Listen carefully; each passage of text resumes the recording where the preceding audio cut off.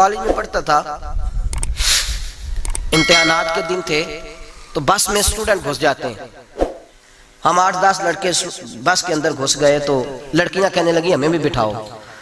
وہ جو کنڈکٹر تھا بس کا اس نے کہا کہ بیٹی بہن لڑکے آ گئے ہیں تو تم اس طرح کرو، تم نہ جاؤ، تم پچھلی بس میں آ جانا.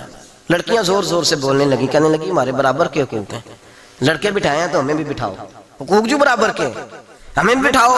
اب وہ مجبور ہو گیا، پیچھے ہٹ گیا. وہ 8-10 لڑکیاں بھی چڑھ آئیں. لڑکے سیٹوں میں بیٹھے ہوئے تو کہنے لگے اٹھو، شرم نہیں آتی، لیڈیز کو عزت دو، جگہ دو. تو ایک نوجوان بیچ میں سے بولا، کہنے لگا تمہارے برابر کے حقوق ہیں، ہم کھڑے ہو کے جا سکتی ہیں، تم نہیں جا سکتی.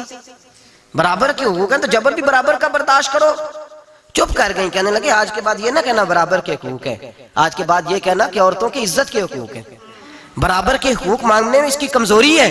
عزت کے حقوق، بینک میں بیویاں بل جمع کرانے آتی ہیں تو انہیں عزت کا حق ملتا ہے، عزت کا. وہ کلرک صاحب جو پتہ نہیں کس طرح کسی سے بولتے ہیں وہ بھی بیویوں کا بل پہلے جمع کرتے ہیں. بس کے اندر بھی بیوی کو عزت ملتی ہے. ایک سمجھدار آدمی، بزرگ آدمی، پڑھا لکھا آدمی بیٹھا ہے بس پہ تو بیوی چڑھی ہے تو عزت کا حق ہے. اٹھ گیا، کہنے لگا اپا جی بہن جی آپ یہاں آ جائیں. بیوی عزت کا حق مانگے گی تو بچے گی، برابر کا حق مانگے گی تو ٹھیک ہے لائن میں لگ جائے، جہاں سارے کھڑے ہیں وہ بھی کھڑی رہے. اگر بس میں مرد کھڑا ہے تو عورت بھی کھڑی رہے.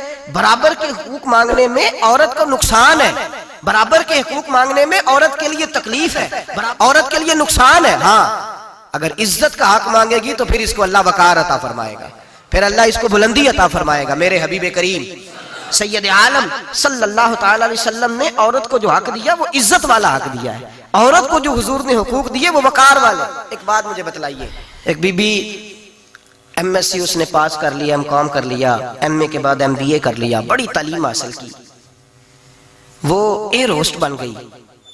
یوں سمجھ لیں 1 لاکھ روپیہ ماہانہ اس کی تنخواہ ہے. وہ گھر سے نکلتی ہے، وہ کہتی ہے میں جہاز کے اندر ایئر ہوسٹ ہوں. وہ کہتی ہے میں تو اتنے پیسے کماتی ہوں، مجھے خامن کی کیا حاجت ہے.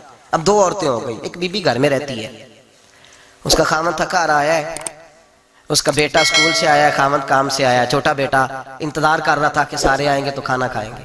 اب وہ خامن آیا تو اس نے آتے کہا منہ ہاتھ دھو لے میں کھانا چنتی ہوں.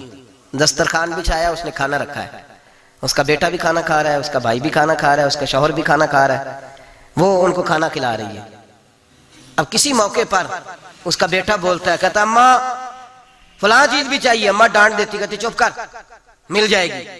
خامن کہتا ہے فلاں چیز کیوں نہیں پکی؟ تو کہتی ہے جناب کیا بتاؤں آپ کو، گیس ہی نہیں ہے صبح کی.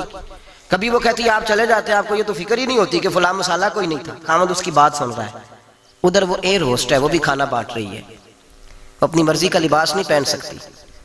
اس کو جب ٹریننگ دی جاتی ہے تو اس کو کہا جاتا ہے کہ تو نے معاذ اللہ چست لباس پہننا ہے، میک اپ تو نے کر کے رکھنا ہے، اور کوئی بدتمیز ترین لڑکا تیرے ساتھ بدتمیزی بھی کرے تو تو نے جواب میں بولنا نہیں، جی جی کرنا ہے، اس لیے کہ ہماری ایئر لائن کا نقصان نہیں ہونا چاہیے.